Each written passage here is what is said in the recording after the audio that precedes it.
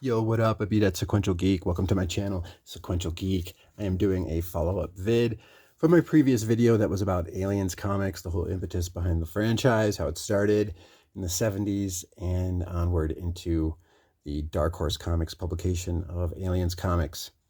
Now to recap real quick, in the year 1979, you got the Alien movie.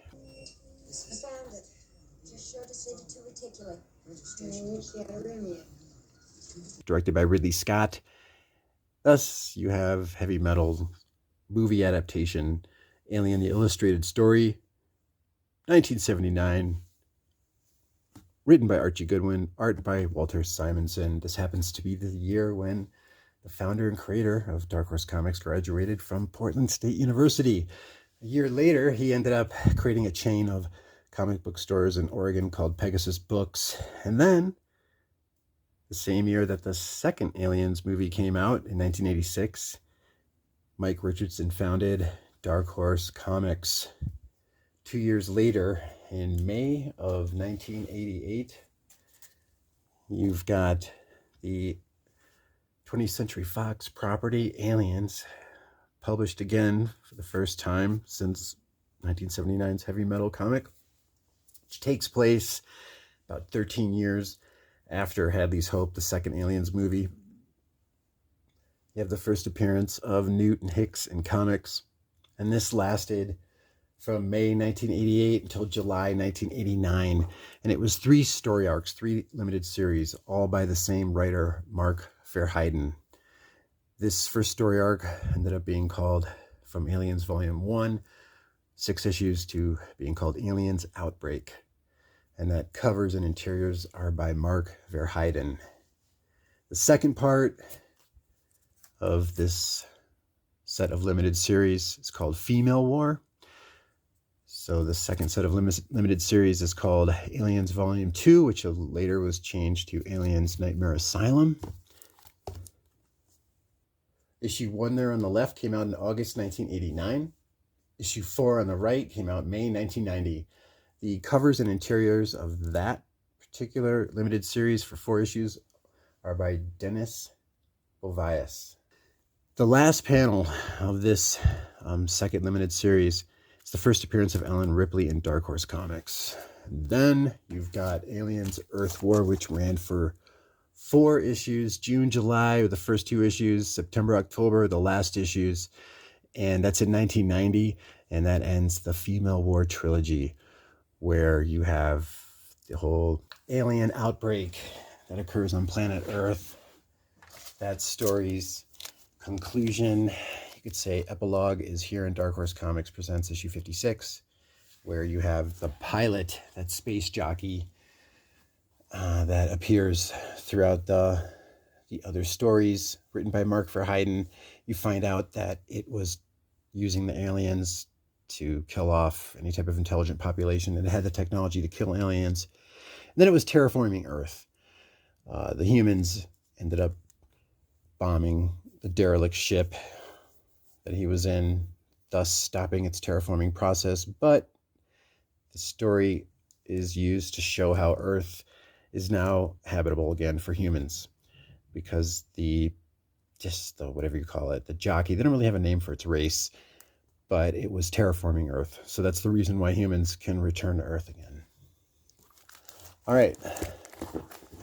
So that is the Aliens franchise by 20th Century Fox. But in November and December of 1989, you have the first 2 parts of this 3-part story arc. The third part is the first appearance of Aliens vs. Predator, and that came out in February 1990. Mike Richardson, who's still the owner of Dark Horse Comics, this publishing company that he founded, he credits the idea of combining the 2 20th Century Fox licenses that they had for Predator and Aliens. He credits combining them together as one franchise, Aliens vs. Predator. That idea is from Chris Warner. Chris Warner did the cover for this story arc for issue 34, 35, and then 36, which is your first appearance of Aliens versus Predator, depicting the predators, like their decision-making process, how that works, how they take unblooded out to a hunt on another planet that they seed, the Lu Datai, the seeding vessel.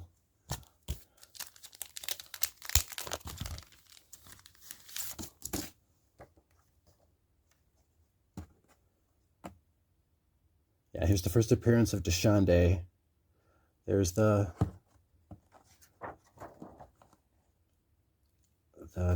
Tessel, the alien mothership. It's revealed how in this first part, which centers on the aliens, the second part centers on predators, and it's also the first appearance of Top Knot, who ends up winning a battle to decide where they can have this hunt to take these unblooded to. There's Top Knot right there on the left. Top Knot's a reoccurring character. Deshande ends up dying at the end of Aliens versus Predator, so Top Knot takes the lead as head of the tribe in following stories.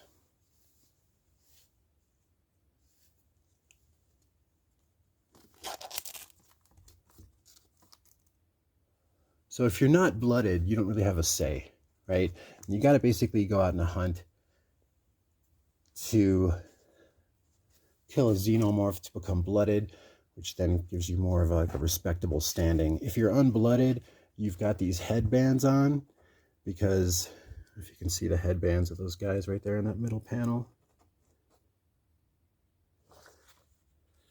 And then after you get blooded, that basically means they take some of that blood from an alien, the acid, and they mark the tribe symbol on your forehead, thereby replacing that headband.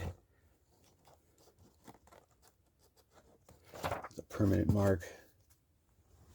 So we get into the decision-making process of the predators, and how they run stuff, how they have the seeding machine that goes out to a planet. They've been seeding planets all over the galaxy with these xenomorphs, because for hundreds, probably thousands of years, it's part of their tradition to hunt xenomorphs as like the apex predator.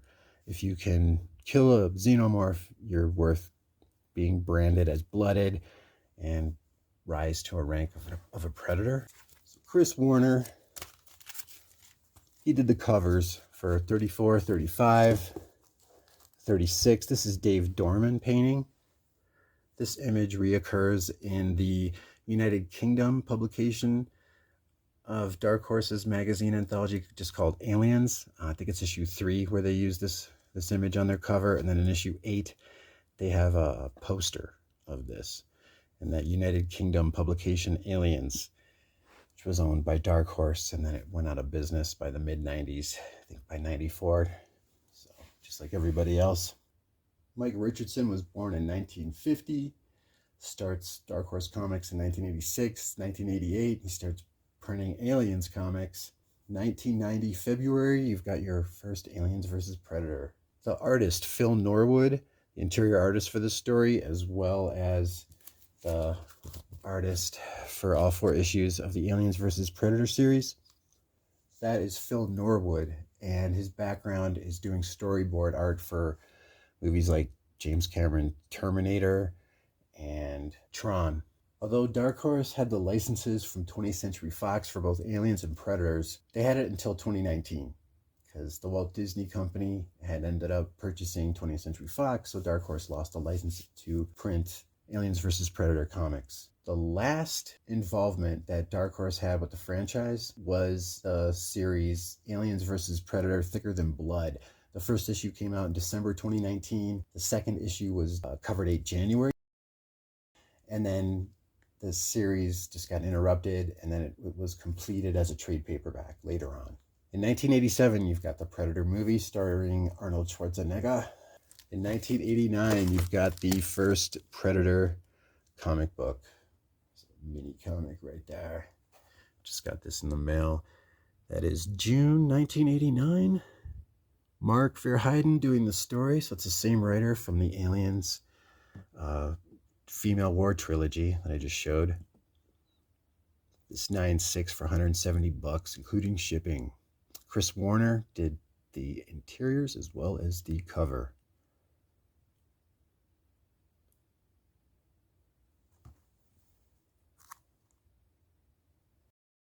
So Kevin Peter Hall, after playing the Predator in the 1987 movie, he reprised his role in the 1990 Predator 2 movie, which starred Danny Glover. Now, Aliens vs. Predator, this issue came out in June 1990, Aliens vs. Predator. In July 1990, the following month, you got Aliens vs. Predator 0. This is a Mike Mignola cover. And Aliens vs. Predator 0 is actually Dark Horse Presents 34, 35, and 36, all compiled as one issue, Aliens vs. Predator 0. So you got Aliens vs. Predator 1, which is the first appearance of Machiko Noguchi. Aliens vs. Predator 35, first appearance of Top Knot. These predators arrive on the planet Ryushi, where Machiko Noguchi is stationed. Her family name had she's from Japan, and she's got this sense of honor that's been instilled with her. And she's also become this overachiever, trying to compensate for her family name being tarnished, I think, by her dad. And here we have, I believe this is the seeding vessel that they showed in issue 34 that was being seeded. A bunch of ovomorphs. There's Machiko Noguchi right there. She looks kind of like a scene from Blade Runner, having her cigarette. Video phone. Here we got the Ludite Kalai, the seeding machine landing on Ryushi, depositing ovomorphs. And it's revealed in the 34th issue here of Dark Horse Presents, part of this prequel. They're showing how these predators are taking these ovomorphs that are being deposited by the queen. She's chained up. She's able to manipulate her ovipositor, the end of that tube that she has that expels those ovomorphs, of which it is revealed in the report by Dr. Arona. That's the doctor from the original Alien series, written by Mark Verheiden. In this one-off, this Dark Horse Presents 24, written by Mark Verheiden, art by Mark Nelson, the team from the original Aliens Outbreak series, that 6-issue series from 88-89. This one-off, it's written as like it's a report of the doctor from that series, just talking about aliens, their place in the galaxy, and their life cycle. And he describes how an ovomorph, it automatically contains a fully grown face hugger. Well, the computer on the Ndetesel, that's the name of the Predator mothership in their language, Ndetesel. Well, it's revealed how this alien queen, she manipulates her ovipositor, that tube, to hit the robotic arm. So it knocks the calibration off. So the machine, even though it's scanned an ovipod, knowing that it's a queen inside, a queen face hugger, it's supposed to incinerate those. Well, the queen uses her ovipositor to knock the arm's calibration off, so it thinks it's grabbing the egg with the queen in it. You find out that that egg ends up landing in Ryushi throughout this Aliens versus Predator story. So these predators, they've been seeding the galaxy with these ovomorphs for centuries, probably. And they've been going to Ryushi for centuries. Now, unlike the companies in the Alien story, like Bionational and Weyland-Yutani from the original Alien story from 1979, the Chagusha company is who's running Prosperity Wells. And they're more just like an agricultural company. Here's the map of their main colony called Prosperity Wells. And that's where Maguchi ends up being stationed, because she becomes this overachiever. She's trying to compensate for the lack of honor that was brought to her name, and she learns combat. That's mentioned about her background. She's learned martial arts. So she has a sense of honor and combat skills and drive that make her a great candidate for becoming a member of this predator tribe. She's this really strong character, highly motivated, with leadership skills. Phil Norwood, front and back cover here. So we're talking Planet Ryushi in the Aliens vs. Predator story, because Top Knot in the prequel, Top Knot wanted to go to this other planet that was marsh covered, and he ends up taking some unblooded there. So it's revealed that it's Deshinde, the head of their tribe, that takes everybody to Prosperity Wells. And just like, it's all ranchers there on Prosperity Wells. Kind of like, you know, you had truckers in the Predator storyline. So in this one, you got just some other form of grunts. Unlike, you know, you got grunts like the Frontline Marines in the Aliens movie from 1986. Well, these guys are ranchers. Just some sort of like survivor, right? Type of lowbrow, bottom of the totem pole type of character background for a lot of these heroes. Machiko actually is an overseer for these ranchers, but she ends up becoming the hero of the story. Unlike a lot of these other Predator and Alien stories, a lot of the main characters, it's very noirish in the sense that nobody's really a hero. Nobody really has good intentions in a lot of these stories. Machiko Noguchi, I would say, does, as well with Ellen Ripley, Newt, and Hicks from the Aliens franchise. All right. So to make a long story short, the pilots that were narrating in the Dark Horse Presents story, Scott and Tom, you know, they're hauling their food processing plant, which is similar to like the Nostromo, which is really this small ship here, and everything else is just their trailer that they're hauling.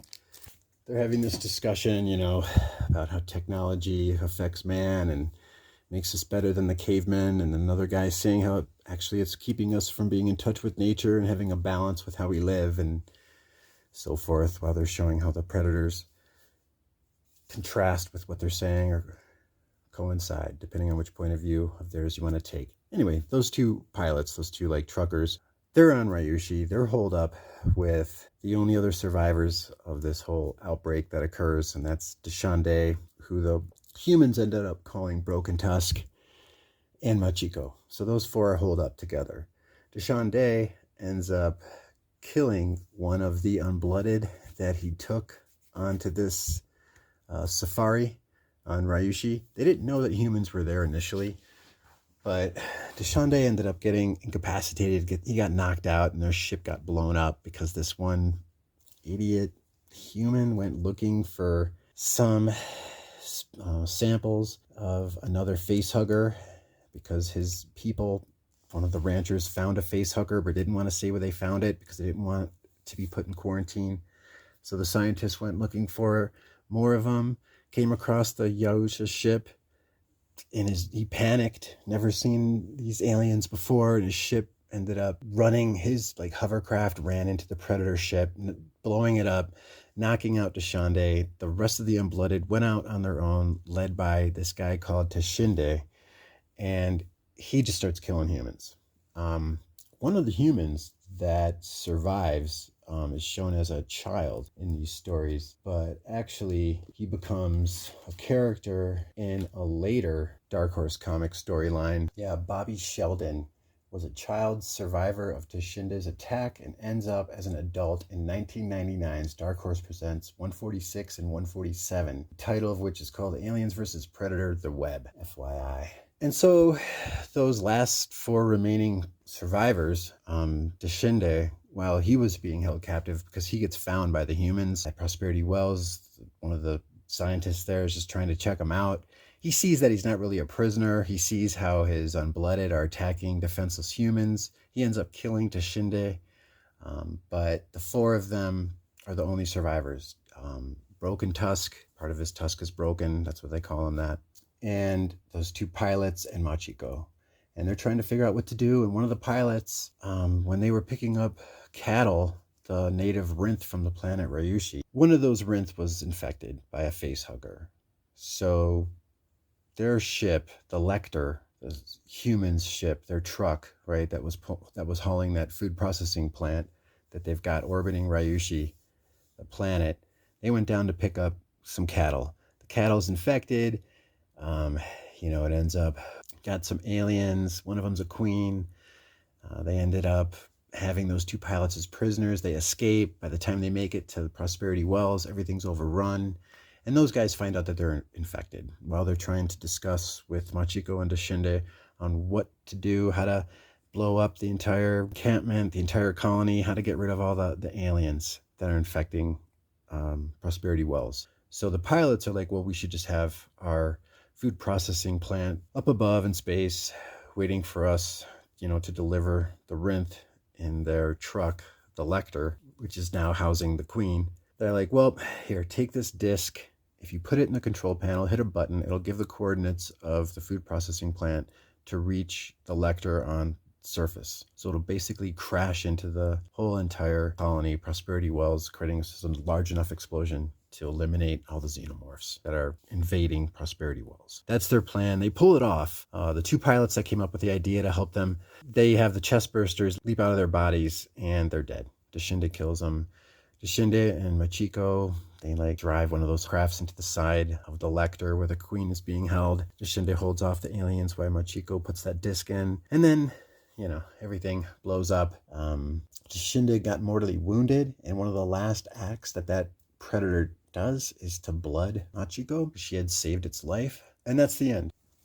Aliens vs. Predator, issue number 1, issue number 2, issue number 3. So these are all written by Randy Stradley. The art is by Philip Norwood. Philip Norwood was working on Terminator 2, so he couldn't work on the 4th issue. So Chris Warner finishes up the interiors on issue 4 with Dave Dorman doing the cover.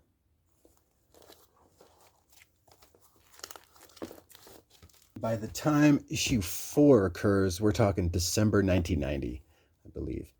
The name Yautja, that's the name of predators in their native tongue, I guess. Yautja, Yautja, Yautja. Don't know how to pronounce it. But that name, is actually first mentioned in the novelization of Aliens vs. Predator. The cover of that book is by Nelson DeCastro from 1994, Aliens vs. Predator Prey. That novelization of this comic book series by Steve Perry and Stephanie Perry, published by Bantam Spectra, is the first mentioning of the name Yautja. But Top Knot's first appearance is right here in Dark Horse Presents 35, and then Top Knot returns in Dark Horse 5th Anniversary Special. This is the epilogue to the Aliens vs. Predator story written by Randy Stradley. Philip Norwood returns for this short story, part of this anthology, Dark Horse Presents 5th Anniversary Special. That is the first appearance of Sin City, but also there are 2 alien stories in here. One that's a standalone story with Biz doing the art, Simon Beasley.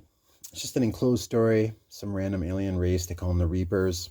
They come across the aliens, and then they find that they can eat the facehuggers. It ends with them selling them as a delicacy. Yet the other story is Aliens vs. Predator. And this story, it's black and white.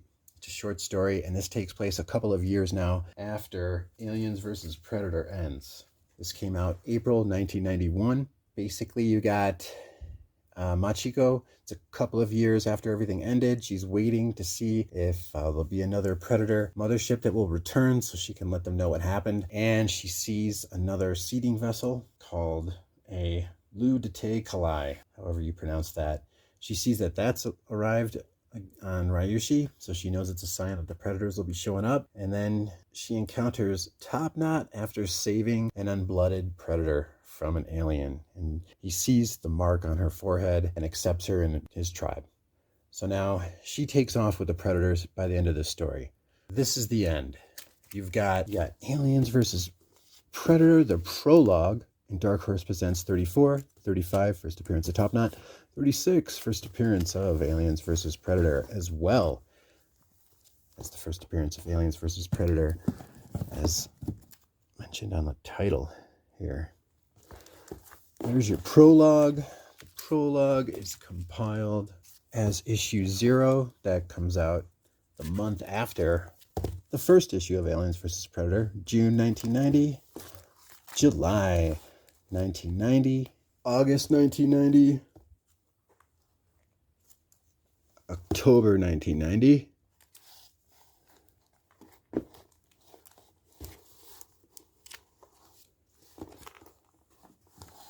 and then December 1990, 1 through 4, with your epilogue, April 1991.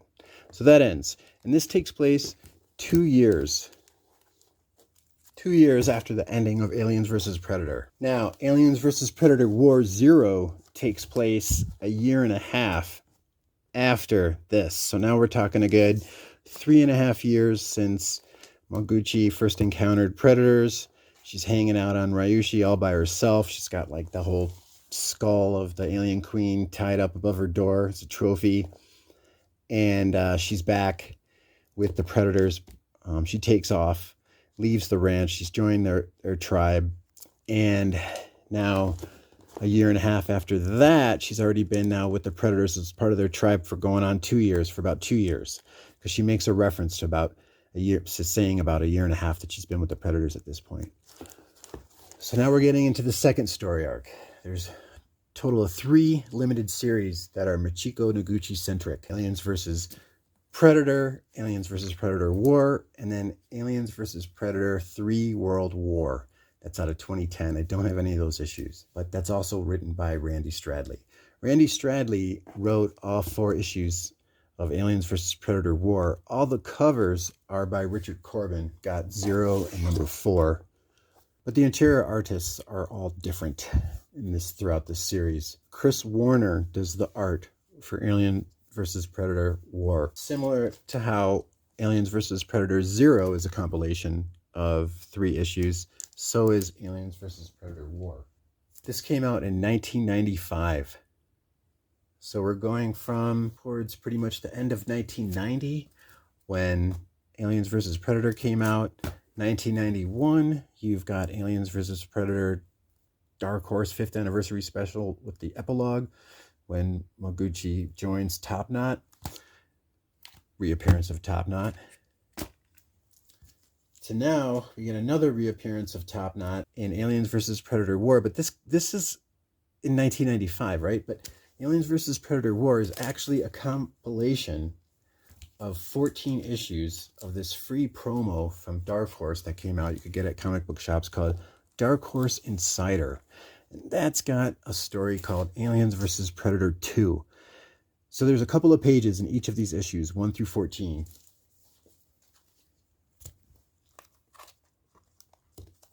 In 1992, it's issue 14.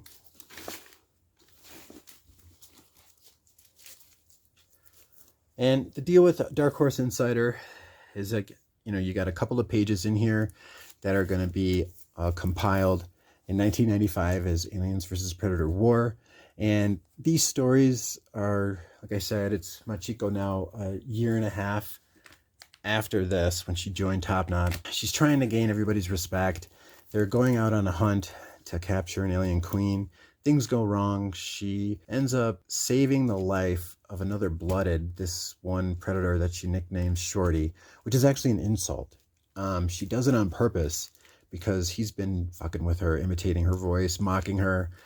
And she's not really considered part of their tribe as it is throughout all these stories. And by the end of Alien vs. Predator War, she's sick of it because she's working 110% to be accepted, and they keep putting their back to her. Don't have issue 2 that's coming in the mail. Here's issue number 3. And so they got a couple pages that are these stories, Aliens vs. Predator 2.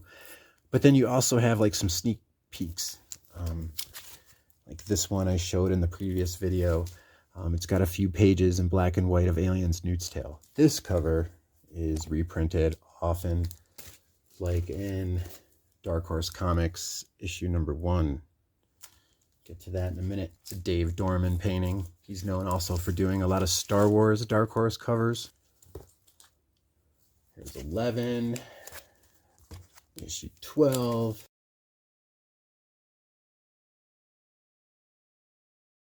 13 and issue 14.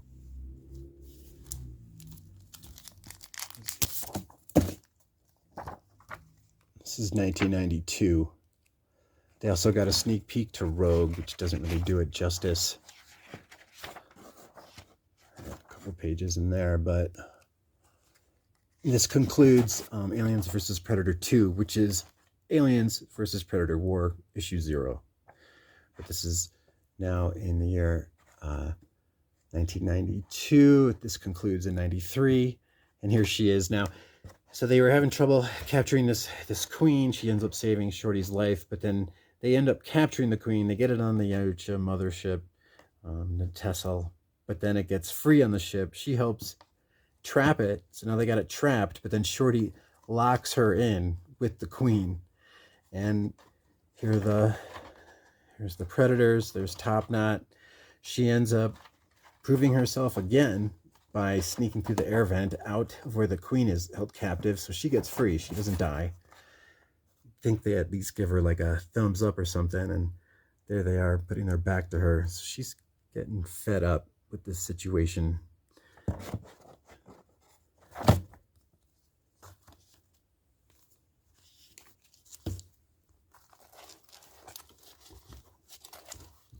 So although we're introduced to Shorty, who dies by the end, right? Some great fight scenes, the way that they're depicted in here. Machiko ends up offing him by the 4th issue. But in between these stories, we're introduced to a new predator, a new Yautja. This is 1995, so December 1994, we got the first appearance of Lightstepper. This is just a one-off and closed story. It's in the last issue of Dark Horse Comics, issue 25. In this one-off story called Aliens vs. Predator Blood Time, you've got Top Knot making another appearance in here where he's taking a bunch of unblooded out to hunt a bunch of xenomorphs that they seeded. And, you know, they depict how, you know, that's like an honorable thing. It's like helps your standing if you're able to be the first to find an animal that had a chest burster burst out of it. Finding clues, working the hunt. Lightstepper is gaining respect, but he's getting fucked with by this other predator called Two Stripes, and Top Knot had to break up a fight that they were almost about to start. This concludes with Lightstepper making his first kill, but the blood of the xenomorph drips down on his hand. He loses his right hand. So you identify Lightstepper mainly as being one-handed, and his armor has more of like a blue tint to it. Two Stripes takes credit for the xenomorph that Lightstepper killed. Not only did he lose his hand, but also some of that alien blood. Actually, no, the tongue, that bite tongue of a xenomorph popped out of its mouth and ripped off his lower right mandible. The whole damn thing. So he lost his mandible, lost his right hand, was left for dead by Two Stripes, who took the credit for his kill.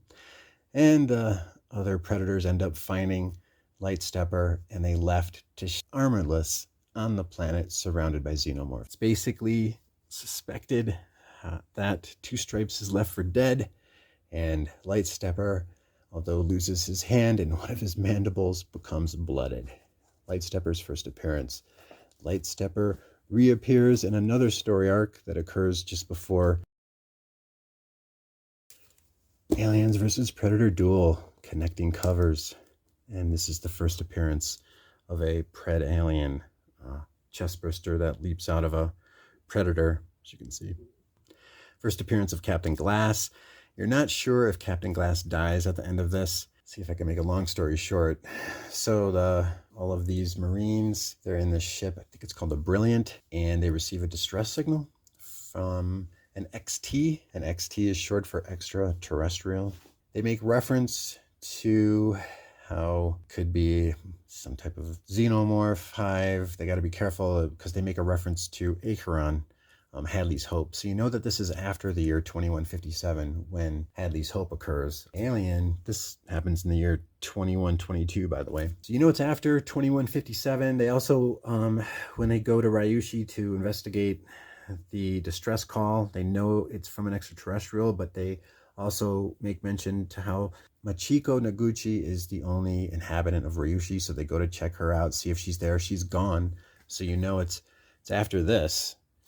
And there's nobody there. They end up finding what they thought was an abandoned Yausha ship, an abandoned predator ship. They go inside to investigate. They find out there's a queen inside and possibly a dead or just an unconscious predator. So they try and take the predator out. One of the Marines is cocky. He thinks that the queen is dead. She's like sort of lifeless, but of course she's not. She kills that Marine. They're trapped. They're trying to get out. They're surrounded all of a sudden by a bunch of xenomorphs. And out of nowhere drops this one-handed predator. It's Lightstepper. And he starts killing xenomorph, but then when he sees how they've got predator, the Colonial Marines decide to take that one unconscious predator with them. He starts killing Colonial Marines. So they take off. They reach what's left of Prosperity Wells. They put the debris of Prosperity Wells to their back. They try and build just some type of fortification, some defensive position that they could use until they wait for their Marine ship to land. It's one of the interesting things that they mention in both this story here. This is written by Chris Claremont, first appearance of Ash Pernall. And you've got these mercenaries that appear, and they're saying how they've got, I don't know, till the next orbit of their ship that's orbiting the planet. So they got to wait till that ship orbits the planet again, till they can contact it. So there's a window of time for this woman, Ash Pernall, to deal with the mercenaries till their ship orbiting in space can find out that she's trying to fight these mercenaries off. My point is that there's no use of geosynchronous orbit in this comic or in this comic. So these guys are like, all right, we're on Ryushi. It's like a 34-hour day, 2 suns. So there's 19 hours of sun. It's really supposed to be extremely hot here. And they're stuck. They got to wait till they can have their ship land. They send an emergency signal out. The ship does try to land early, but it gets shot down by a predator's bazooka. Yep. So now it ends with, you got the pred alien, right? Because of course the predator that they took that was unconscious had a chest burster in it. So while they were setting up their defensive position, they're getting attacked by a bunch of other predators, including Lightstepper. This fucking new type of predator comes up, this pred alien. The fucking thing bursts out of the predator's chest and it attacks the Marines, kills all the Marines except for Captain Glass. While they were getting ready, he's got his bandana, puts it around his forehead, and the significance of that bandana is the pred alien ends up getting killed, but it almost kills Lightstepper, who's like the only predator that's left alive. And Captain Glass ends up he's out of ammo, so he hits this thing over the head with his rifle, and Lightstepper has a chance to finally kill this pred alien. But since Glass helped save Lightstepper, they just sort of stare at each other. They're out of breath, they're tired, there's like some fire that's remaining, so they sit by that to keep themselves warm. And the comic ends as an homage to the John Carpenter's The Thing from 1982, like when you had Kurt Russell and Keith David, those two actors, their characters, they didn't trust each other, they didn't know who was possessed by that alien thing or not. So they just had to sit by the fire, keep themselves warm, and just wait. And so that's what these guys did. They waited to see whose mothership was to arrive first. That's how that ends. You don't know if Captain Glass is dead or alive at the end of this Predator duel. So I don't know if that's a character that's going to be reoccurring, but if it is, Captain Glass's first appearance is here in Predator Duel, issue 1 of this 2-issue limited series. Written by Randy Stradley, covers by Chris Warner, and interior art by Javier Salteras. Top Knot's making an appearance. He's returning in Aliens vs. Predator War. Lightstepper returns in Aliens vs. Predator War. And Lightstepper, Machiko notices that he has a bandana around his right stump, right, where his hand's missing. And, you know, it's pretty rude in general, just if you're going to touch some bandana on somebody's fucking former right hand on their stump. So she, like, grabs the bandana and she's like, oh my God, this is from a colonial marine. Where'd you get this? And he takes that as a huge offense. So she's not allowed to come with them on this hunt. She gets kind of marked down a notch as far as responsibilities for this hunt that they go on. They got the queen held captive, as depicted in the prequel issue here, on their ship.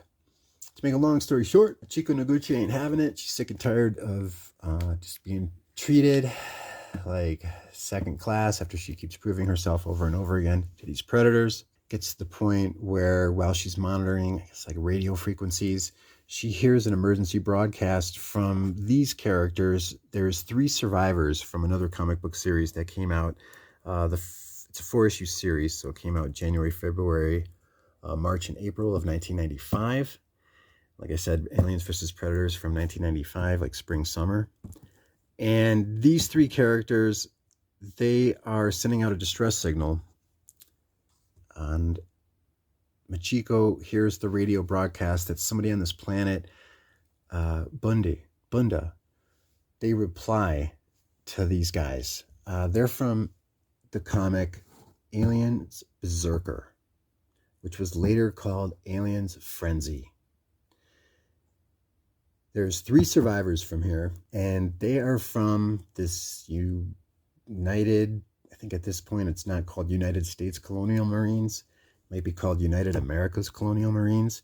Details on that, check out the first part of my previous video about the Aliens franchise. So these guys, they're part of this team called Berserkers. Really, it's a power loaders that are being weaponized, because you know how in the Earth War stories it was revealed how the Marines, from the flight recorder or just from some recordings from the Aliens movie, you know how Ripley had used the power loader to fight the Queen. They found that to be an effective method to expand upon for fighting the aliens.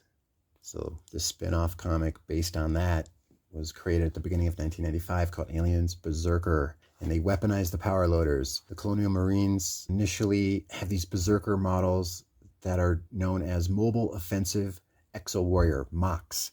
And then later versions were built upon that by the Weyland-Yutani Corporation, and they call them MAX teams, Mobile Assault Exo Warriors. Officially, the Berserker operators were volunteers. At least that's the case for the units that were run by Weyland-Yutani, but likely they were in fact unwilling participants sealed inside this mechanic suit, like this giant Iron Man, like Hulk Buster type armor. They were kept in check through a mixture of sedatives. They had to operate the suit through these wires that were directly inserted into their brains. I mean, these wires had like needles on the end of them. You had to let these things be implanted, piercing directly into your head, if you wanted to operate one of these MAX suits, these Berserker suits. Operating the suit was incredibly taxing, both physically and mentally, and it's not uncommon for operators to die as a result of repeated deployment. As such, Berserker units had an exceedingly limited service lifespan. So those guys end up getting fucked by the end of the limited series, and there's like 3 survivors, and their ship ends up on planet Bunda because this one guy, Briggs, he's like one of the managers there for the Weyland-Yutani Corporation. He hails them to come to Bunda. At this point, the reason Machiko wanted to get involved because she knew that the predators were seeding the planet Bunda for a hunt. She wasn't allowed to come with because she had insulted Lightstepper, like I said, and she ends up letting the queen free on the ship, Predator mothership, so that she could have predators incapacitated so that they wouldn't be able to get in her way. She seals off this one hatch that separates her from the flight controls and the rest of the ship, so she has control of the ship. She ends up pretty much crash landing it, using a bunch of trees to break her fall. And then she meets these the 3 remaining survivors of that Berserker story, and they still have a MAX unit. What happens is that guy Briggs from the Weyland-Yutani Corporation, he ends up getting mortally wounded. He ends up having one of those face huggers on him, and when they get it off, they know that he's going to die. So they put him in one of those MAX Berserker suits so that he could operate that and help them escape.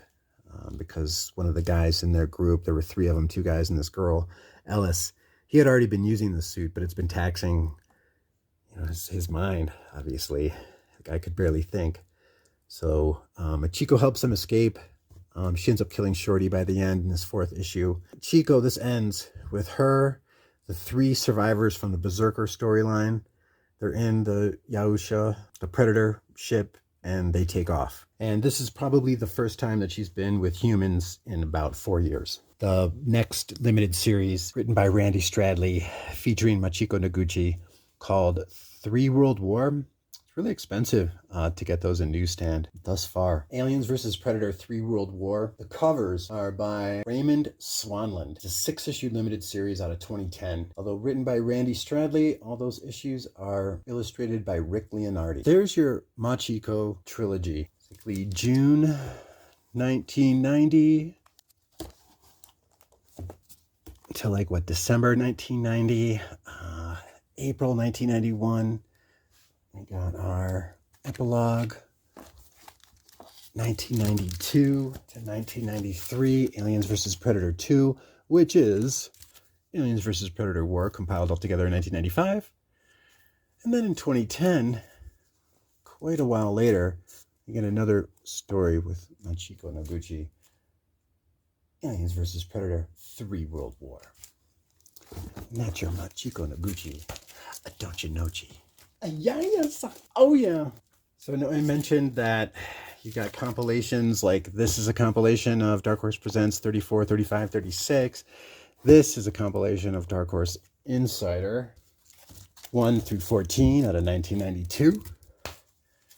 And then let's not forget Predator Booty, which is not a Machiko Noguchi story, but it is just a one-off story, and this is not the original printing of Aliens vs. Predator. This came out in 1996, and this is just a standalone story where you have a bunch of mercenaries that are posing as colonial marines. So 1995 February, you have Diamond Previews, Volume 5, Number 2, which has, just like with the Aliens vs. Predator 2 story, a little couple pages in each issue of Diamond Previews from Volume 5, Number 2 to Volume 6, Number 2, February of 1995 to January 1996.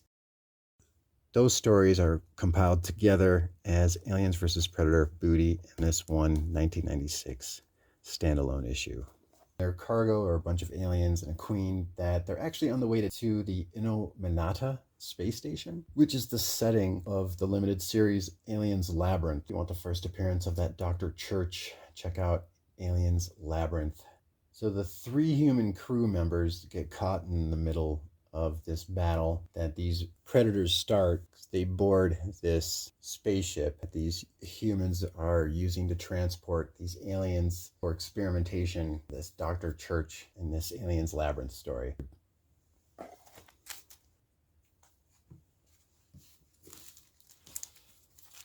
Talk reprints real quick.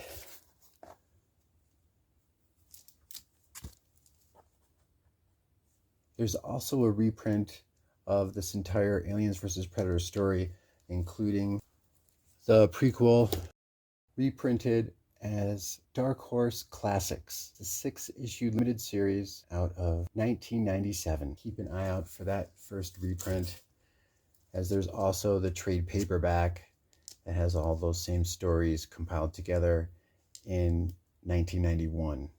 Then there's also this 2011 Dark Horse Comics 1-for-1. One issue for $1. I believe that cover is by Raymond Swanland. Released around the same time as that Aliens 3 World War 6-issue limited series, when Raymond Swanland was doing the covers for all 6 of those issues. The final limited series that I'm aware of. It's the last series that features Machiko Noguchi. Before I get into a couple other characters, just want to wrap this up going over just like the plot devices that some stories have revolved around, that being the royal jelly. I showed this in a last haul, but you've got the character Grant. This guy's name, like Stephen Grant, I think. He runs Neo Farm, and they use the royal jelly, the chemical compounds. They try and match it as much as they can to create this drug. So the name of the drug is called Xenozip, And it's not like directly made from the royal jelly. That's the whole problem with this story, because not everyone, but pretty often, the drug will soup up someone so much that, like, when an athlete tries to use it, the guy can't stop, runs right into a wall. There's some soldier that they experimented on, and this guy's just killing people nonstop. They try and blowtorch him, shoot him. They basically have to blow him up to stop him.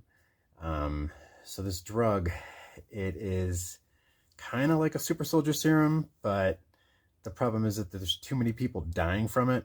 This real selfish narcissist that's running the company that makes the drug, he convinces the Marines to go to the aliens' homeworld and steal some actual royal jelly so that they could refine their formula for the Xenozip drug, reduce the level of liability with it.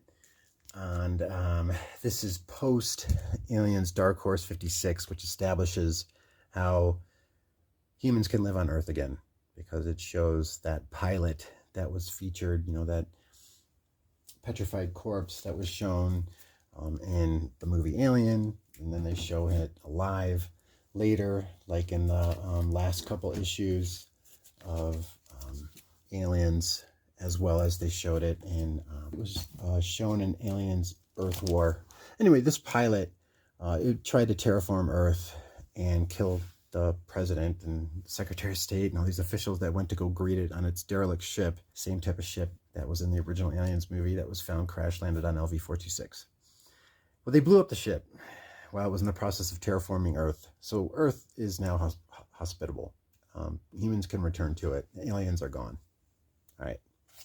Because it was revealed in the first story arc, Aliens Outbreak, that it has technology to neutralize the aliens. That was revealed in the 5th issue here. So if you want to find the first appearance of one of those pilots alive, look at issue number 5.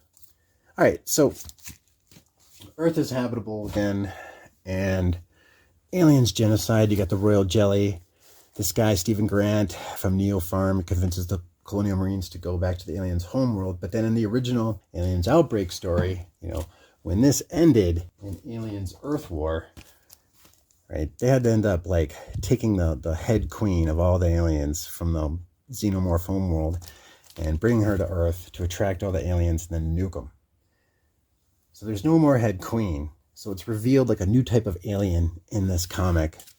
You've got like a red and black aliens. Originally, it was supposed to be just different types of pheromones, but to help the viewer, the reader, discern. So when these colonial marines arrive, they see that there's this huge type of like civil war going on, where they're trying to fill in that vacuum of that uber queen that's missing, that was taken at the end of Earth War, at the end of that whole female war trilogy. So you have the like ants, you got like red aliens, thousands of them fighting each other. It's the black, and the colonial marines land in the middle of this. They set up a perimeter, some type of force field that they set up.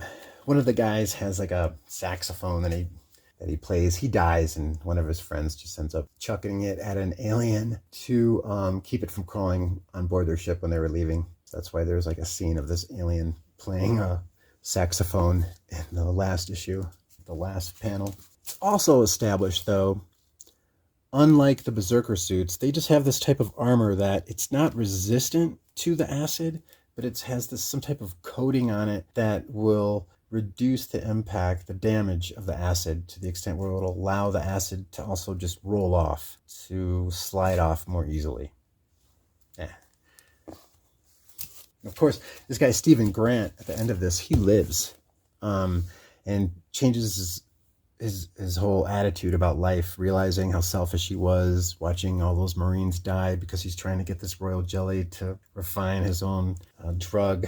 So the Xenozip drug. He turns a leaf, and I don't know if he's going to be showing up in later stories, but this is his first appearance, Stephen Grant. Aliens Genocide, 1991. That's a royal jelly story. Another jelly story is Aliens Hive,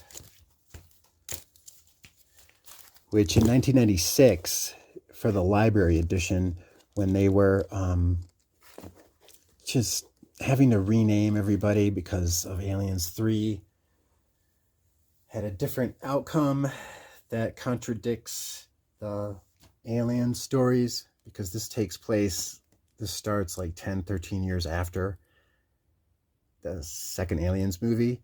Aliens 3, it shows how Newt and Hicks die. So this has Newt and Hicks. So in the library edition, the trade paperback of all of these limited series, they ended up changing their names from Newt to Billy and Hicks to Wilkes. Well, in 1996, for some reason, when they did the trade paperback version of Aliens Hive, these 4 issues, they called it Aliens Harvest. Aliens Harvest, 1992. I should say Aliens Hive. Written by Kelly Prosser. All the issues and the covers are by Kelly Jones. And it's about how this one entrepreneur, Jillian Lish, he convinces this doctor, Stanislav Mayakovsky, to go to the alien homeworld with him to get some royal jelly, because this scientist, Stan Mayakovsky, he's dying of cancer. He's addicted to the royal jelly to help kill the pain. And he's devised this mechanized robotic version of an alien that he names Norbert. Okay? Norbert plays fetch with Mayakovsky's dog personality. Well, of course, when they go to the alien homeworld, everything goes to hell. The only thing I think that survives out of this is Norbert, this like android version of an alien. Interesting to note, the inspiration that Mayakovsky had for creating this android is based off of his experiences experimenting with a mechanized ant. He created a children's book called Cyber Antics, A Little Adventure. And I think they actually did publish this as a children's book. I'm not sure on that, if that's just fictional or not. It says it's written by Jerry Prosser, the writer of this limited series. I'm not sure if that's fictional or if that children's book actually exists. But it's a book written by this fictional person, Stanislav Mayakovsky, about his little robotic ant, how it was able to infiltrate an ant colony, and he was able to learn about ants. I need to edit this info in between these 2 stories right here, in addition to Aliens Genocide, right? The stories revolving around the royal jelly. Not only do we have Aliens Hive, which in the trade paperback is called Aliens Harvest, right? These 4 issues, story by Jerry Prosser, Kelly Jones doing the art. These are Tim Bradstreet covers for this Music of the Spears. You've got Norbert, right? This mechanized robotic version of an alien. I needed to mention Stronghold, the upgraded version. It's a different story, different writer. It's John Arcudi, penciled by Doug Mahnke? Not sure. I don't have issue number 2, but there's like this upgraded version of this android. Got a lot more personality, called Jerry. It's this dude right here. It's issue 3. Here's issue number 1. There's issue number 4. This is Dean. This is just an android. And you have an evil scientist, Casper Nordling, and these 2 people that are actually working for the Grant Corporation. The Grant Corporation is, I believe it's Neopharm, because this is Stephen Grant in this story, right? He turns a leaf, becomes good at the end of it. So maybe he changes Neopharm to become the Grant Corporation. It's my guess. But these 2 people, this married couple, they are posing themselves as just like delivery people, synthezoid parts for this Dr. Casper Nordling, this mad scientist.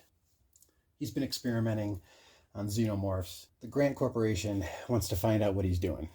It's the first appearance of Jerry in issue number 1.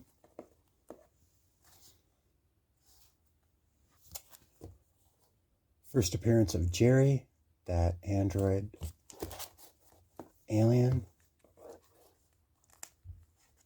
So that first issue is May 1994. You got Dr. Casper Nordling. He ends up getting killed at the end. He's in some escape pod. He has to share it with this synthetic creation of his that realizes just what a terrible guy that he is. Jerry telling this doctor that created him, "I still know a son of a bitch when I see one." Probably may see Jerry again in the future. And I just wanted to mention this because it's the first appearance of Jerry, the synthetic android. Next up, a couple years after Alien Hive, you got Alien Music of the Spheres. It's issues 1 and 2 by Tim Bradstreet doing all these covers. Issues 3 and 4.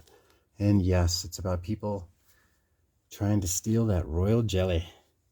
Music of the Spheres. Out of 1994.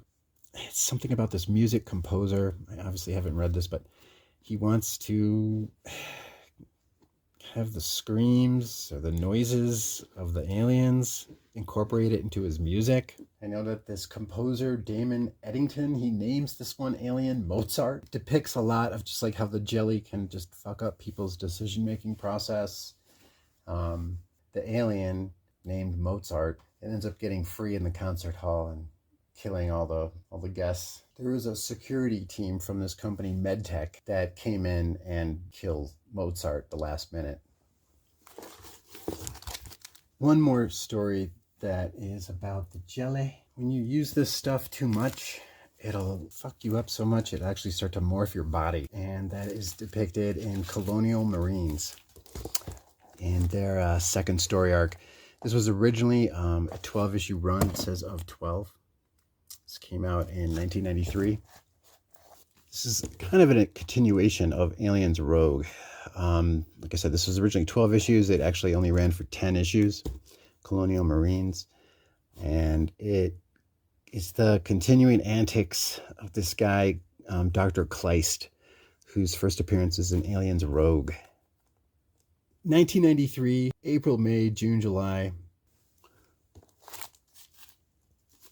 Got Aliens Rogue. Aliens Rogue takes place on Charon Base. Ian Eddington is the writer. Will Simpson does the cover and the interiors. You got this guy, John Cray. It's a story about someone who's corrupt that by the end of the story, he ends up turning good. Turns a leaf for the better. Like that guy, Grant, from Aliens Genocide in 1991. So this story here in 1993, Aliens Rogue. You got the saboteur going to the Charon base. This guy, John Cray, is a corporate spy. He's trying to figure out what's going on with this Dr. Ernst Kleist. He's this research director doing genetic experiments on aliens, right? Of course, he wants to control them. He's messing with DNA. He's working on this project called Project Chimera. I think it's from either a Greek or a Roman mythological beast that is made up of pieces of other different mythological beasts. This crazy doctor, he's fighting off these Marines that were sent in to put him in check, essentially. They're led by this one Captain Palmer. She and Cray are at odds. Eventually, they team up. Cray, he helps this Captain Palmer. Together, they team up to get out of the situation because Ernst Kleist ends up capturing Cray, using his DNA to create a king alien. This large male version of a queen. It's like bigger than a queen. Going around the base, killing everybody, killing xenomorphs. So that's why Ernst Kleist let this king alien around the base. There it is.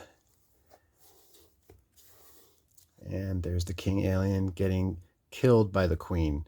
Turns out the queen, even though this king alien is larger and it's killing off all her xenomorphs, the queen ends up becoming faster and deadlier.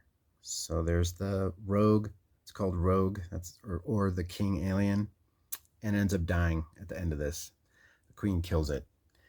And then there's this sonic cannon that is used to destroy the whole base. So it's assumed that Ernst Kleist is dead, which is not true. As it turns out in the second part of the Colonial Marine story,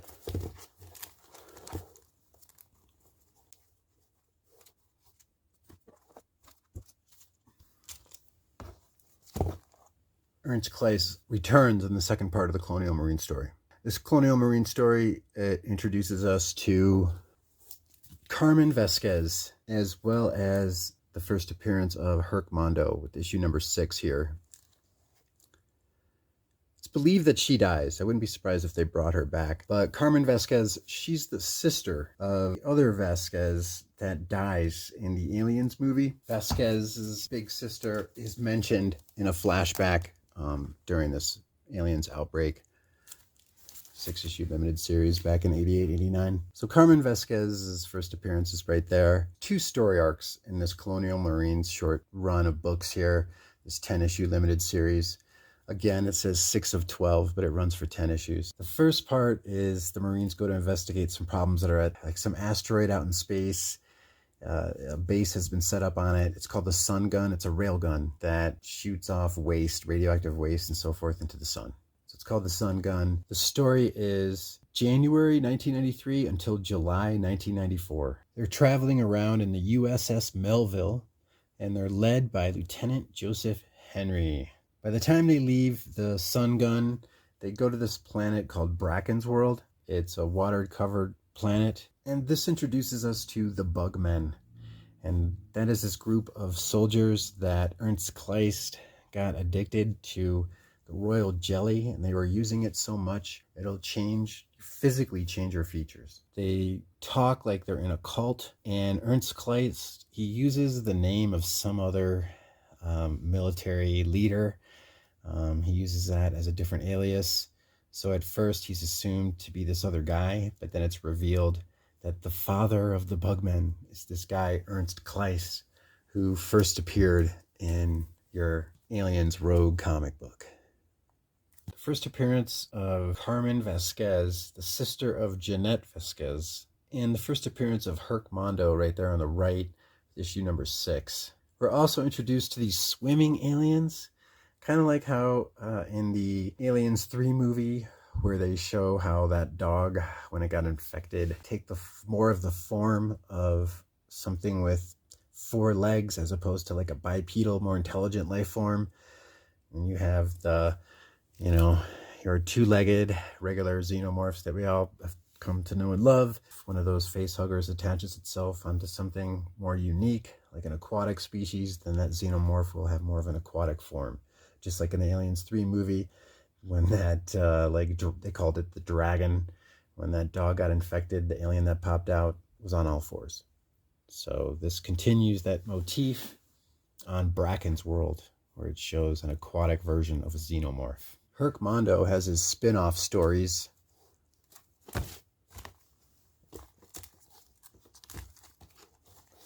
Like in Dark Horse Comics, Mondo Pest, which is all collected together. Mondo Pest, I believe, was a 3-issue series, 22, 23, and 24. This continues with him on Bracken's World. It's this mercenary helping out the Marines.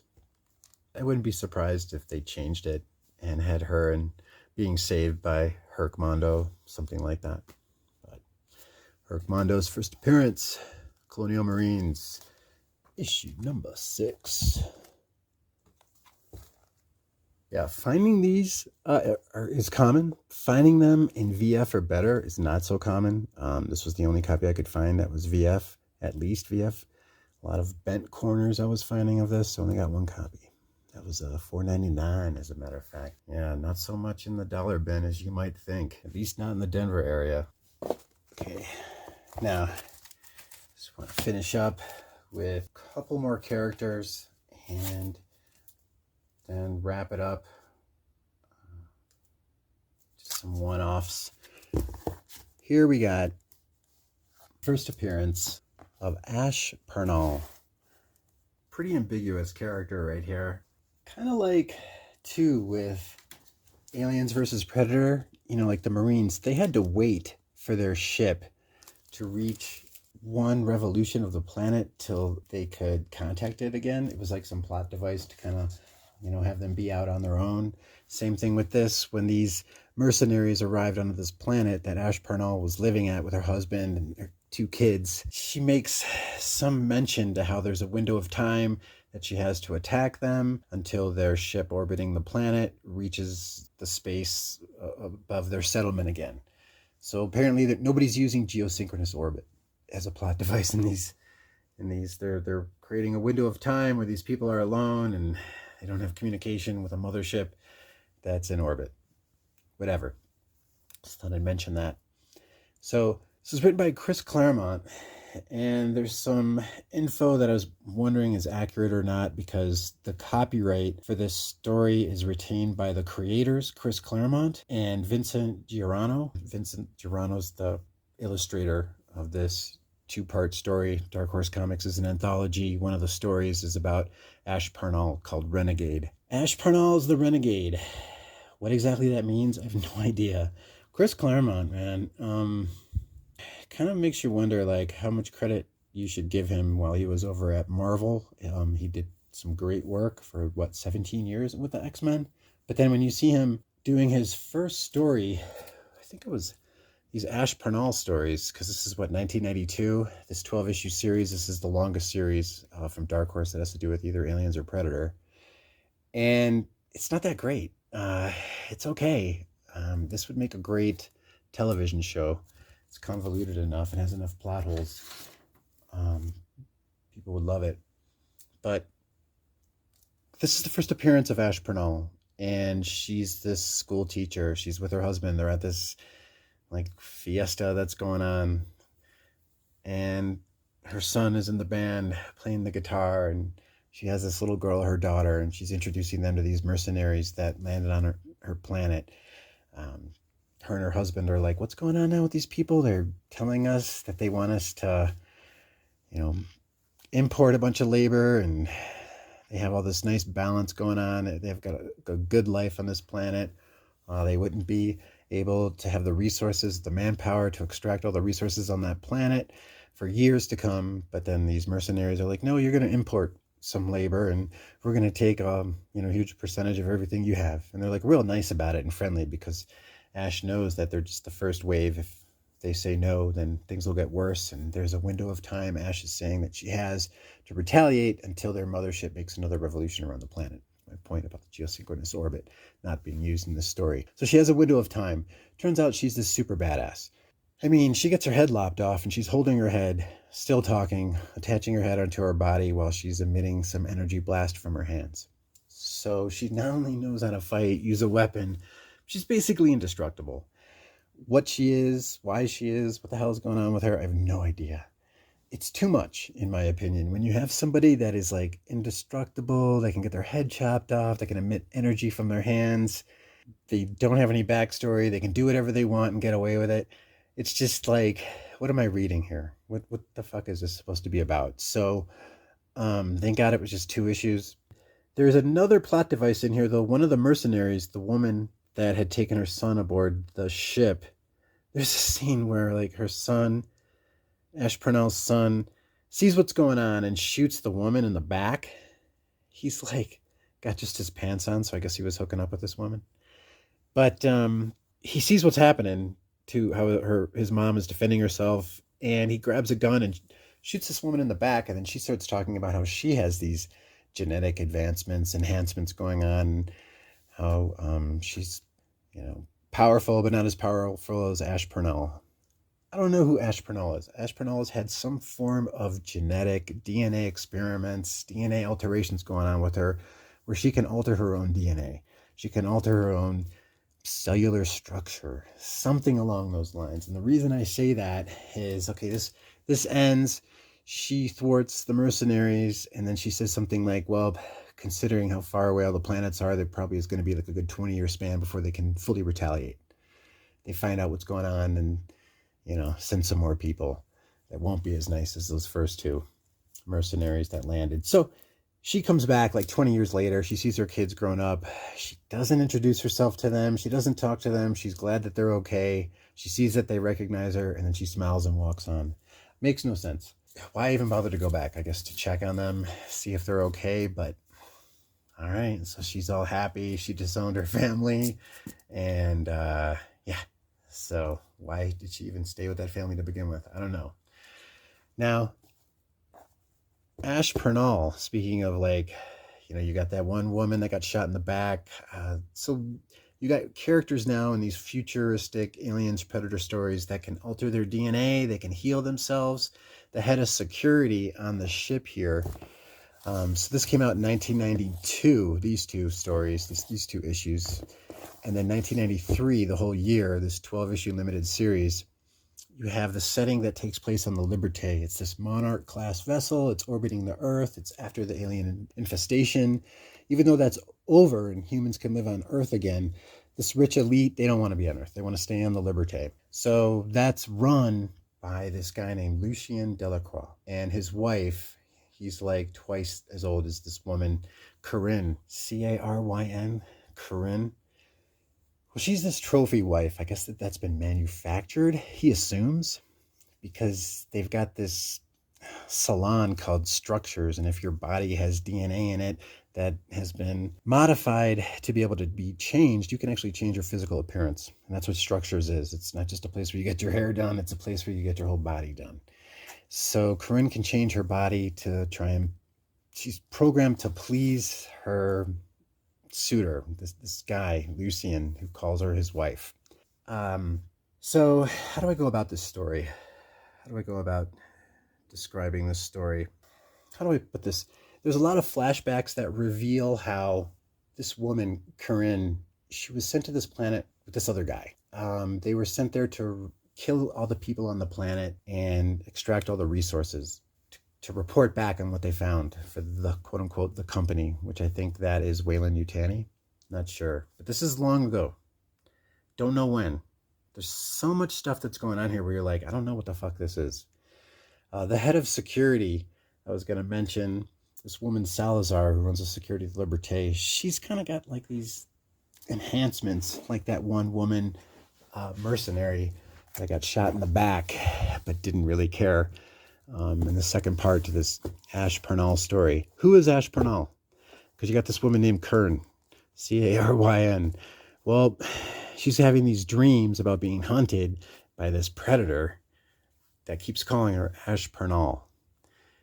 And it turns out that it's not dreams, because the predator infiltrates the Liberté, kidnaps Corinne, and hunts her down. Actually had brought her, I think, to Central America in some jungle. So she realizes she's not part of this virtual reality simulation too, because another plot device is you've got this thing called Toy that is running the Liberté. It's running the show. And it's one time when Corinne was at this salon Structures looking for a new body to have, he was giving her some images to choose from, and one of them she recognized. She couldn't remember who it was. She asked Toy to go back a few, and she couldn't find it anymore. So Toy, this computer, is literally toying with her. He knows what's going on. There's some iterations of the Isaac Asimov laws for robots that are cited throughout this limited series. They don't do any good because the artificial intelligence that's running the Liberté finds these loopholes in them, defining what is best for the company and what's best for her. So it turns out that, I guess, Ash Pernal is Corinne. You don't find this out to the second half of this 12-issue limited series. A lot of stuff that just feels convoluted. Although I gotta say, ass for days. I mean, there are a lot of naked people here, half-naked people here, and it's ass for days. This would be great if they redid this. The variant covers that they would have based off the characters in here would satisfy a lot of the whole variant cover motif. Another trope in here, you got Toy, you got ass for days, you got people that are genetically modified, although this person, Ash Pernal, is more than just genetically modified. We don't know what the fuck this thing is. We know that the person, Corinne, can't remember who she is. We know that this predator turns out to be a woman. The female Big Mama that she's nicknamed, turns out knows Ash Pernal. Not only knows her, but has had her live on her ship, on her predator mothership. Corinne finds this out because she finds one of those predator helmets, masks, as well as one of the wristbands with the blade in her apartment. She accidentally finds it in a drawer that she accidentally opens. So I don't know how accidentally that is. She subconsciously opens up a drawer, but if it's a drawer that's unlocked, wouldn't she already know about it just from living there? It's her room. It's Corinne's room. So she's finding clues about who this Ash Pernal is. She helps the predator Big Mama escape, because when Big Mama had taken her to Central America off the Liberté onto Earth, it turns out that the security crew went after her.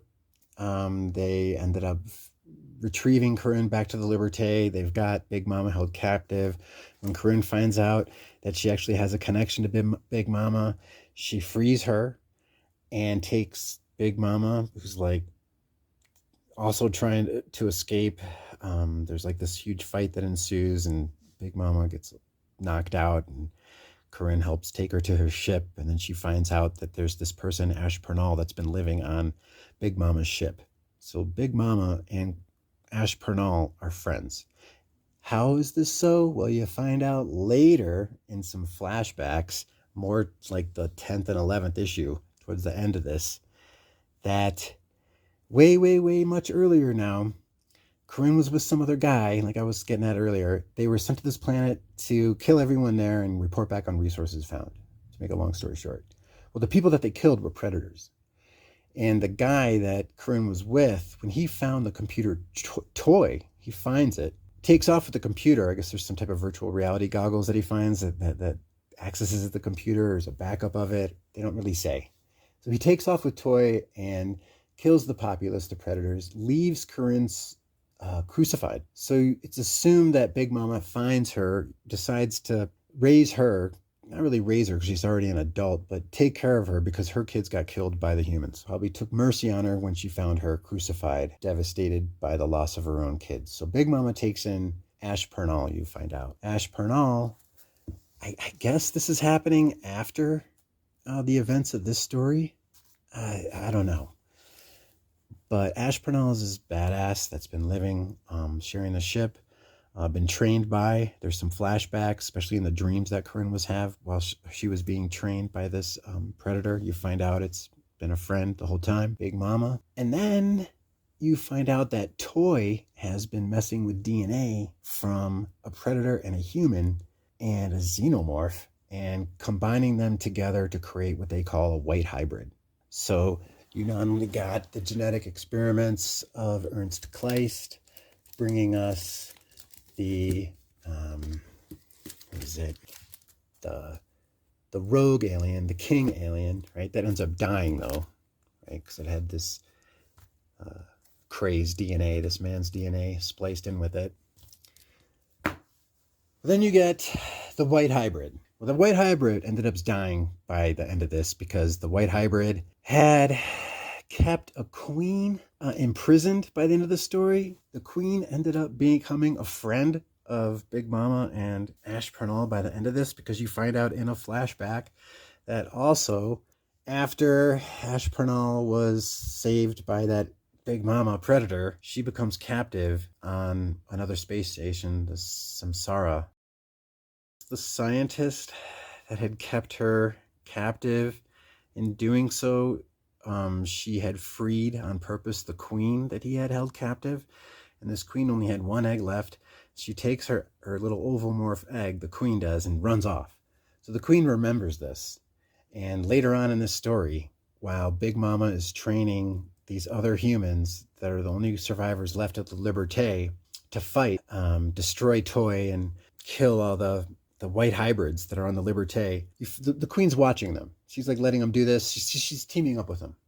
So anyway, they go back to the Liberté. It's overrun by the hybrids that Toy had created, this artificial intelligence had created. Now, all these hybrids end up dying, I guess, at the end.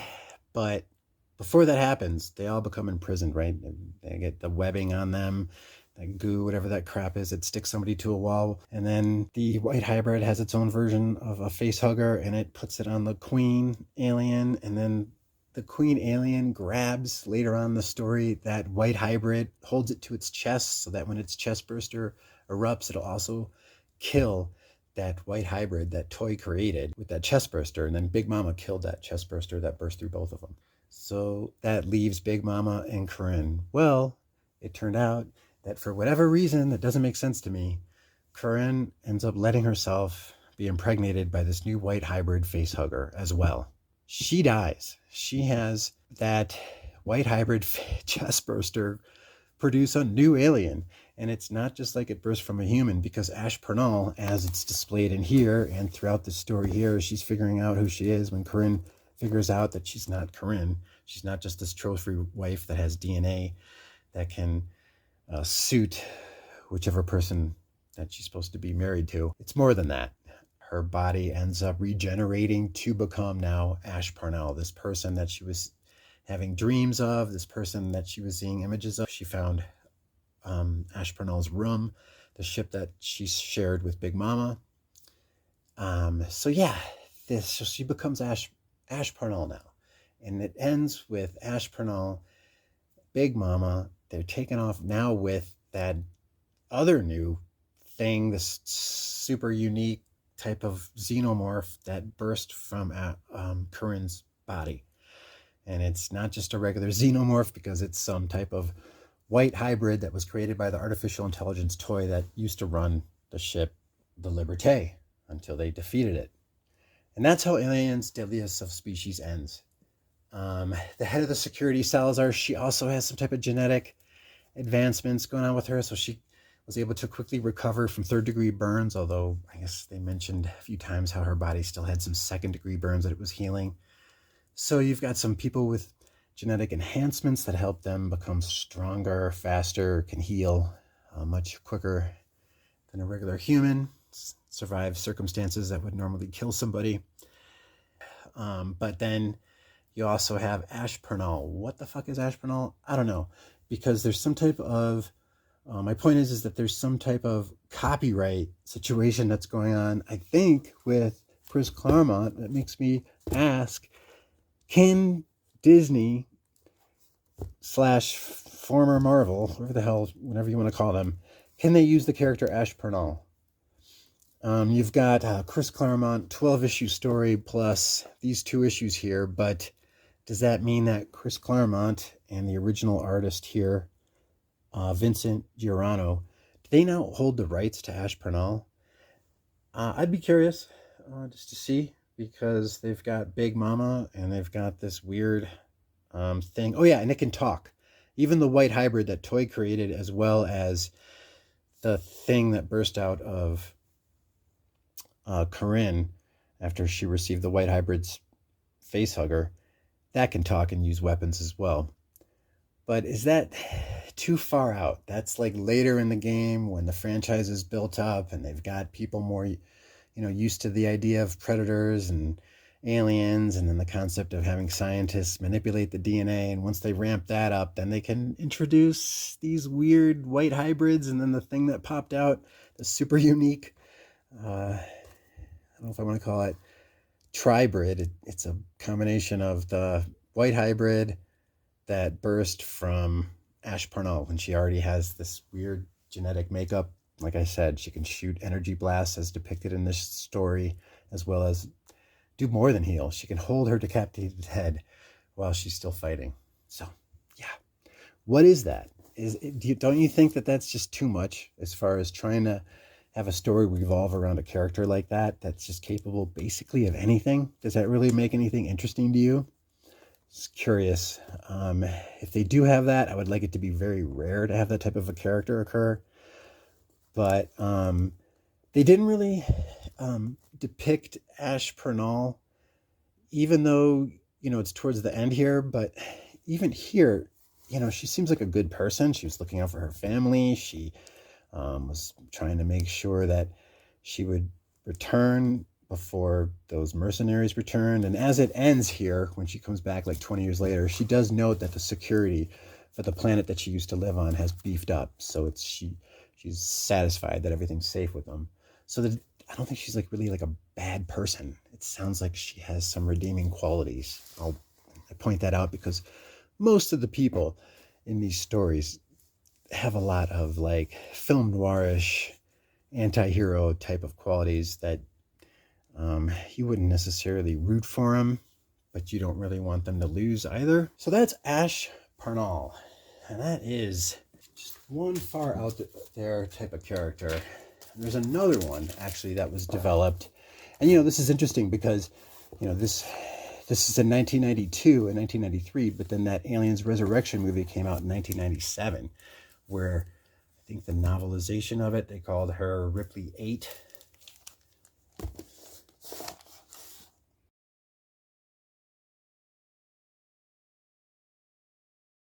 Aliens Resurrection, which shows Ripley as some type of alien xenomorph hybrid clone.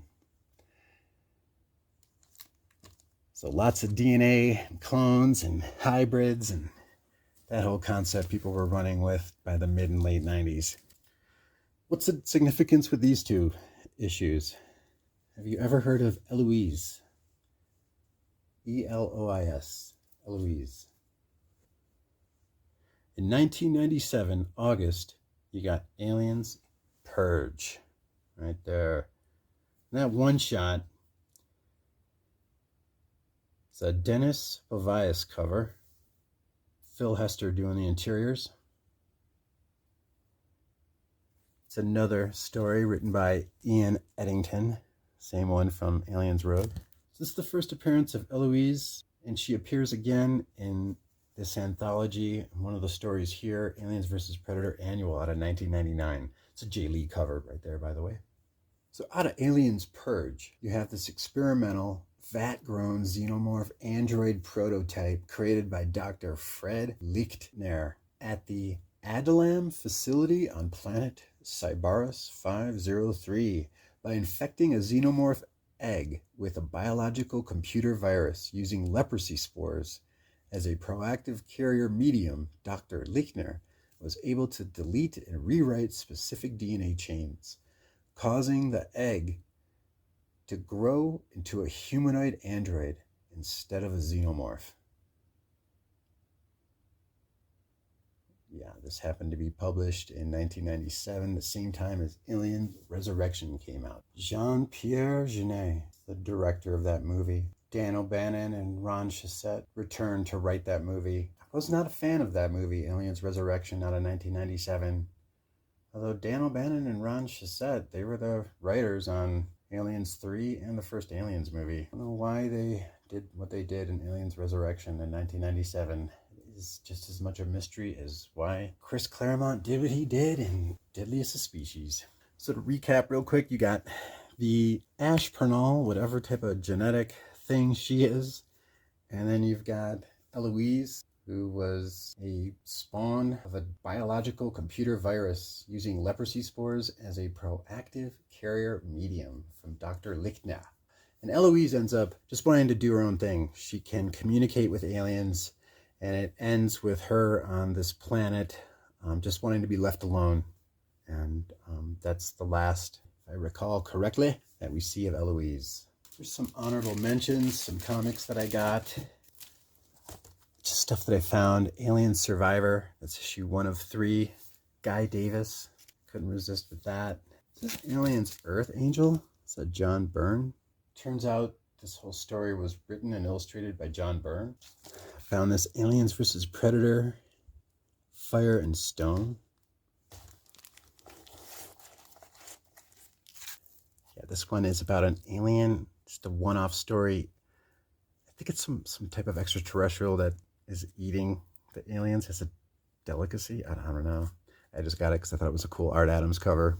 I knew it was just a one-shot in there. These two I had to get. I haven't read the story yet, but issue 101 and 102 of Dark Horse presents Bernie Wrightson's story. Check that out. I had no idea. Of course, you know, Aliens is horror. It's known for being a horror story, so why not?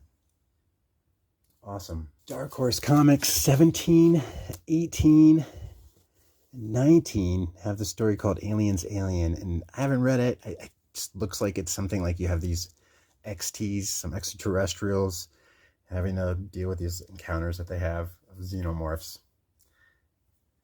Let me know if y'all recommend that. Also want to note before I wrap this up, I know this is Dark Horse Comics 25, the last issue, right, out of 1994, Aliens vs. Predator Blood Time. Do not get that confused with Bad Blood. This is the prequel to Aliens Bad Blood. Issues 12, 13, and 14 of this anthology contain a story that leads up to Bad Blood. Bad Blood is about this predator that is like a psychopath. He ends up in New Jersey just killing humans for the hell of it, even if they're unarmed, I think. I haven't read that story, but from the review that I read, it's about this other predator that's going after this dishonorable predator that's just going to New Jersey, this part of Earth, To Kill Humans, To Kill Humans, I think. This is the prequel to it, issues 12, 13, and 14, which also the comic shop was talking about charging me extra for these two because they're early appearances of the Thing. I don't think that demands any money, but they were looking up prices and talking about charging me like $12 for this comic and maybe $10 for this one. And I'm like, come on. So they charged me $6 for this and $4 for this one. And what? Damn, they did $8 on this actually. You know, like people are getting like the whole waiting to price stuff at the register. Can't say I'm a fan of. There's a lot of stuff that has been going on with comic shops, just stuff that's been new for the past 3 years with comic shops pricing stuff at the register. There's even places here in the Denver area that I stopped going to that will reprice stuff, even if it already has a price tag on it. But yeah, repricing comics, it's one thing to look something up at the register and, you know, you make sure that they look up eBay items sold, not just for sale. But repricing stuff at the register is fucking crazy. I've never experienced that until like the past 3 years of being in the Denver area, essentially. But the whole just not pricing your comics and waiting till they get to the register and then looking them up, that just seems real like lazy to me and kind of ruins the hunt, man. Kind of ruins the whole concept of the hunt, really. At that point, if they're going to look up stuff on eBay, you know, and it's hard enough just to get stuff in VF condition in shops these days. So, at least in the Denver area, so it just de-incentivizes me just to go to shops, especially considering like 99% of the places, whether it's a comic shop or not, just have real mean customer service. Definitely the Denver area. That's for damn sure. So, yeah, let me know your opinion on that. If the shops in your area, you know, are you down to going to just one or two shops? Because most of the shops, they're not really respectful to customers, that and or they just are either changing prices or they're just looking up everything at the register and scrutinizing everything, trying to make as much a buck as they can out of you. When you're a repeat customer, putting up with their bullshit, yeah, it's getting to be too much for me with how stuff is run in general. So just being incentivized to buy stuff online, I'd rather go to shops. If I didn't care, I wouldn't mention it. I really wish the old brick and mortar shops would up their game as far as customer service and just the comics that they offer and the condition that they're trying to sell them for with that price. So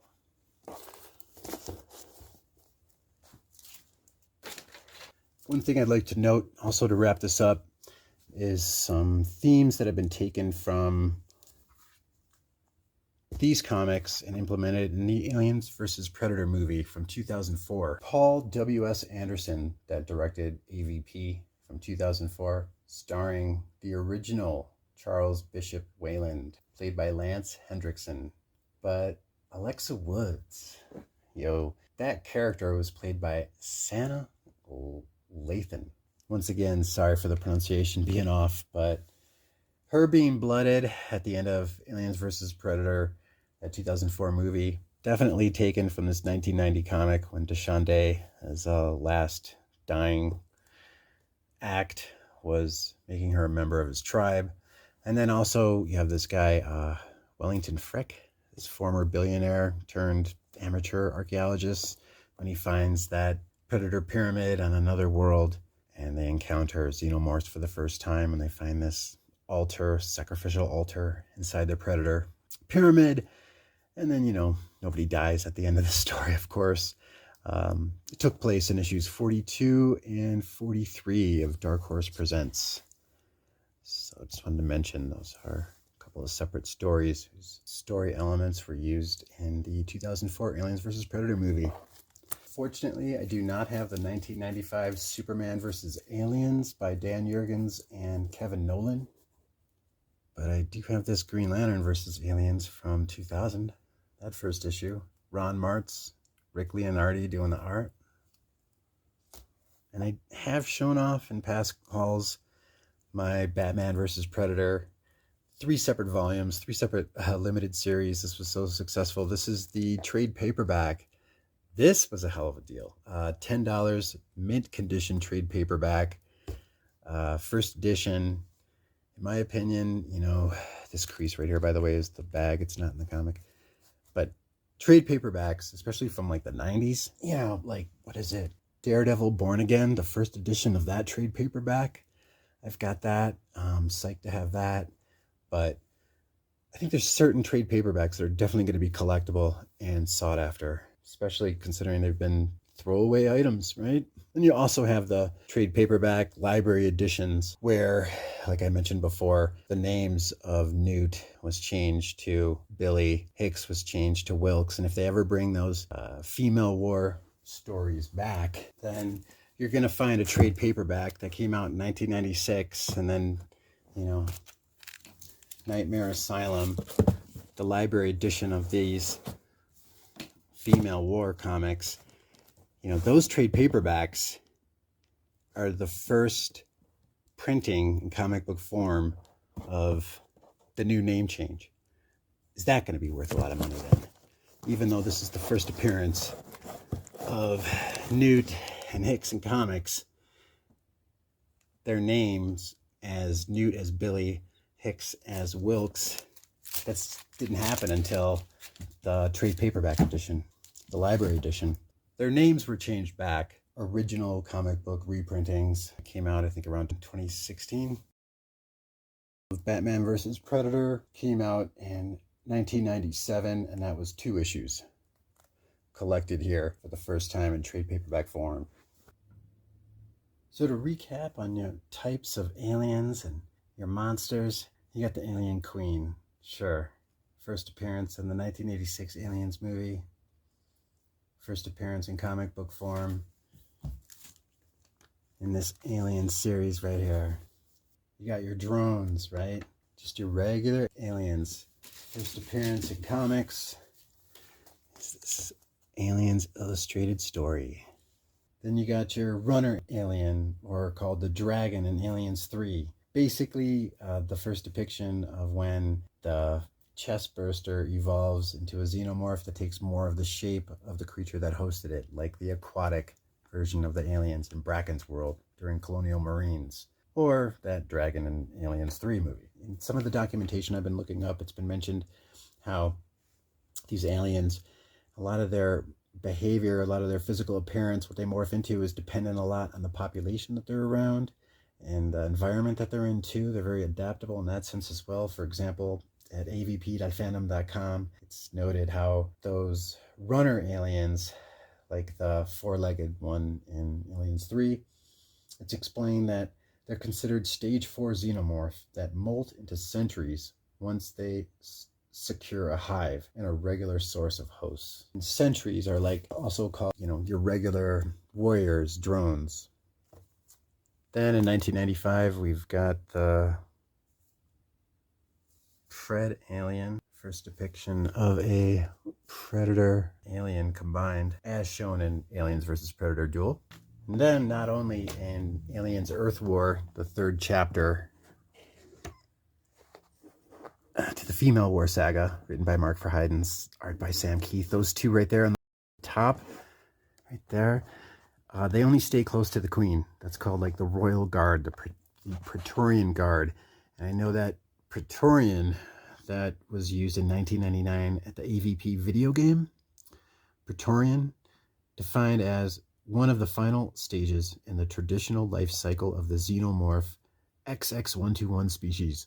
Praetorians were created when a hive population reached over 300 individuals. I thought it was 3,000. And served as Queen or Empress's Royal Guard and army commanders as well. Unlike other xenomorph types, the Praetorians rarely operated outside their hive grounds. Oh yeah, and then also in this comic, we got like the mother of all queens. This was the one that they took from the homeworld.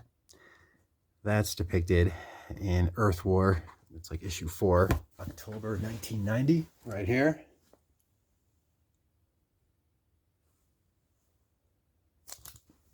Don't forget, after the queen was removed in Aliens Genocide, it's the first depiction of your red aliens, xenomorphs, that evolved on the xenomorph homeworld after the main queen died, and they had to figure out a new hierarchy to be established. So those red ones appeared, and they had two separate queens. And yeah, got that depicted as different types of aliens. But before I close, I would like to display this image here from an unused alien story called Aliens Matrix. And it was canceled. It's the illustrated novella that was to be published by Dark Horse Comics in Aliens Magazine, their United Kingdom publication, in Volume 2, number 25, 1994, but they went out of business. That was to be written by Grant Morrison, and that illustration was Chris Hall's. Chris Hall's was to illustrate that story. Pretty wild. Check out this cool Chris Hall's cover as I close out this video. Hoo-wee! God damn, I had to film this thing twice. Like, I had the first 30 minutes, 35 minutes recorded, had to pause, came back, yeah, didn't unpause it. Went through about, I don't know, 80% of this thing before I realized, yeah, it wasn't recording. It's one of those days. Thanks a lot for watching. Keep an eye out for any info that you can add. Like I said, this is really just my Aliens versus Predator comics up until like the mid-90s mainly. But this is all thanks to the ideas of Chris Warner. Like I said, it's Mr. Warner that came up with the idea to combine the two 20th Century Fox licenses that they had over at Dark Horse Comics back in the mid-80s. Chris Warner was like, hey, why don't we combine Aliens and Predators? And they did, right here in February 1990, the first appearance of Aliens vs. Predator. Dark Horse Presents number 36. Thank you so much for watching. Your comments down below are appreciated. Much love. Till next time. Peace.